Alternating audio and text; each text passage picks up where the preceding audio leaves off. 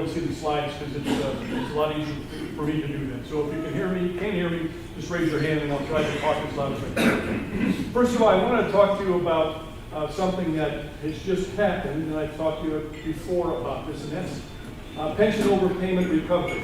And you've heard me talk about this, and we've actually done some good work with that, and I wanted to talk to you about how that happened, because it's taken us a long time.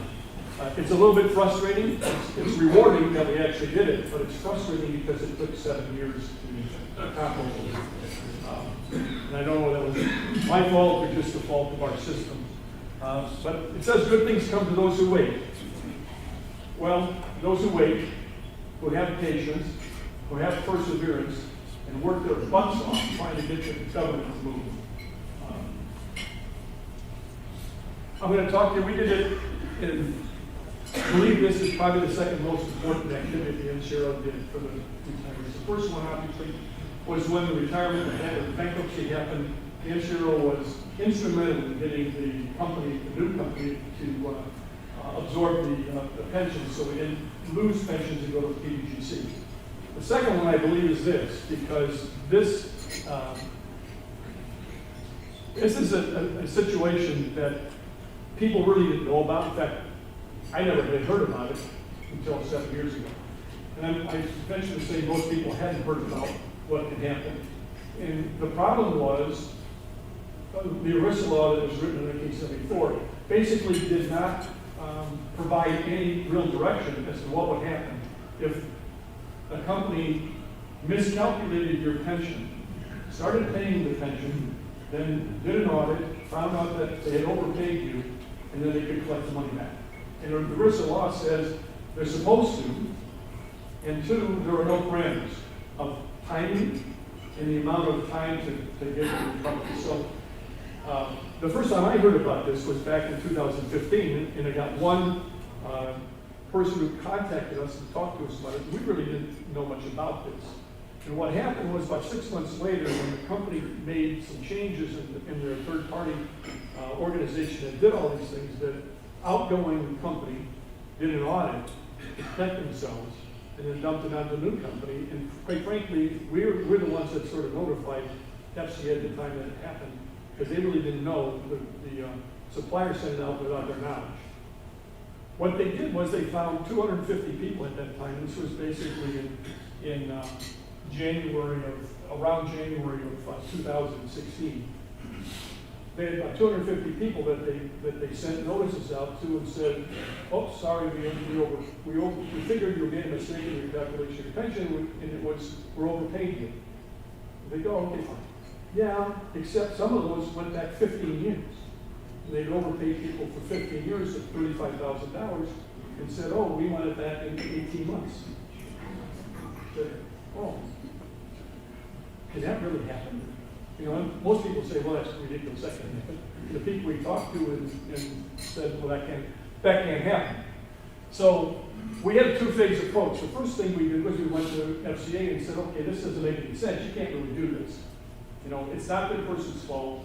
You've told them," and everybody, I'm sure everybody remembers receiving every year you got something in the mail that said to you from the company, "Here's how much money you're going to get. Here's what happens if you retire at certain ages." Well, they did a calculation, and the federal government, the ERISA law, says they can do this.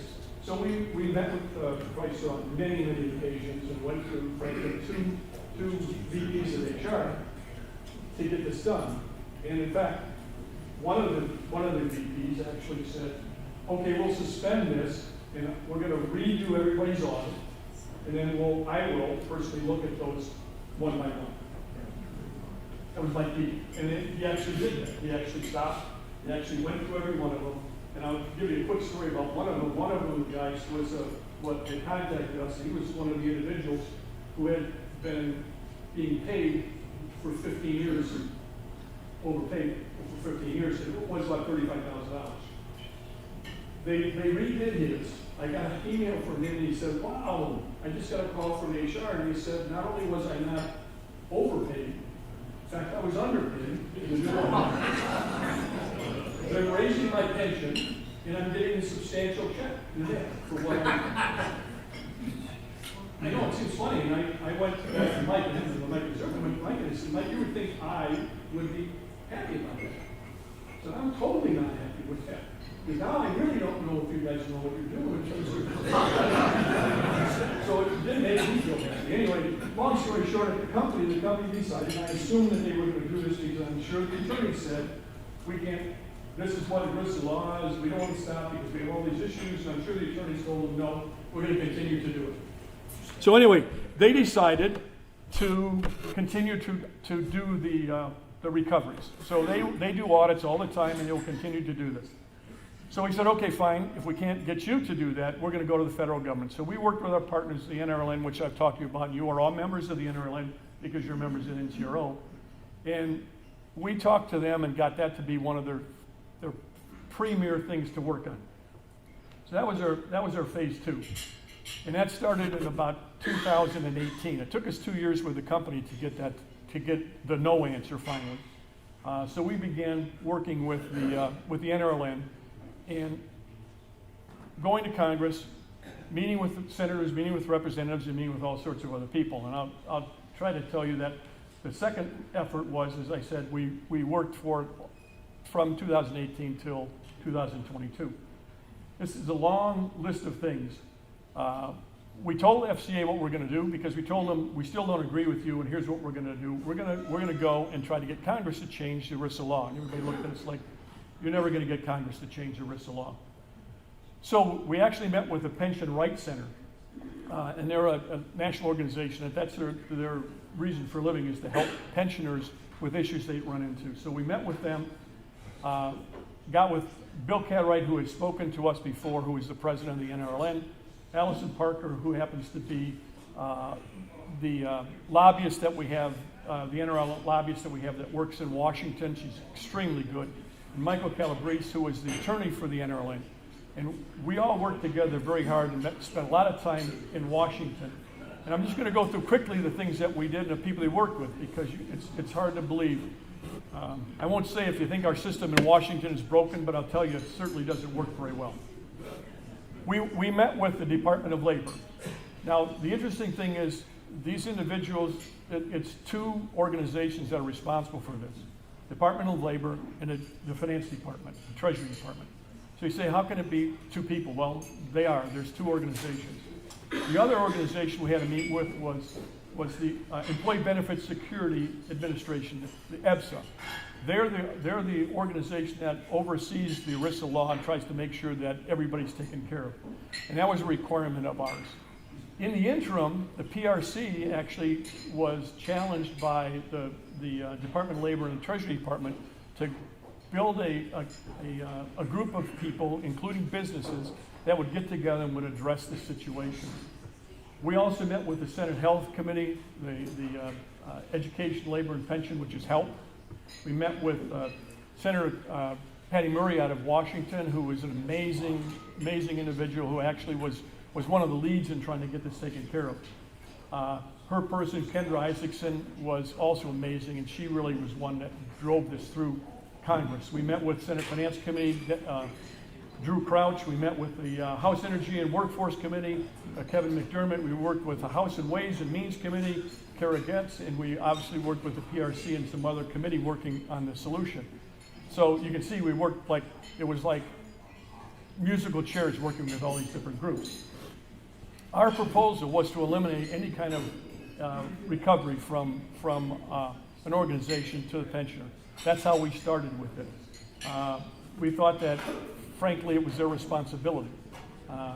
Working with all these committees and whatever, we weren't able to get that taken care of, but we were able to get legislative language that everybody could agree to. And what that was 3-year look back, which meant that an organization, if they did an audit, they had to do it within 3 years of the first time a pensioner received the overpayment. So in my estimation, everybody in this room is taken care of because we've all been getting our pensions for more than 3 years, I would assume. The big issue was, okay, 3 years, you say, okay, that's fine, but the onus was on the company to find it out within 3 years. You say, okay, fine, they might do that, but what we were really trying to do to help a pensioner was they had to collect over 10 years. Remember, some of them, and in fact, at one point, AT&T did this, and there were people that they had charged back $100,000, and they wanted it immediately, and if they said you don't pay us immediately, we were going to take you to court and have creditors come and get the money from you. So now there's a 10-year payback, so they can only look back 3 years, but they will collect only over 10. So it's 10% a year of what the overdue pays. So we think that was a big change. No interest, no recovery from beneficiaries.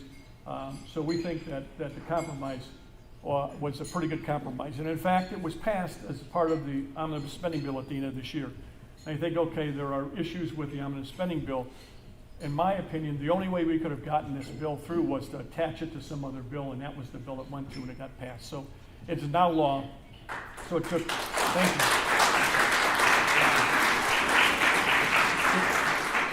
I don't say that for any accolades. I just say that that is the NCRO working on your behalf, using every possible thing we could try to garner to do some things to protect our members. So we think we now have something that's pretty good.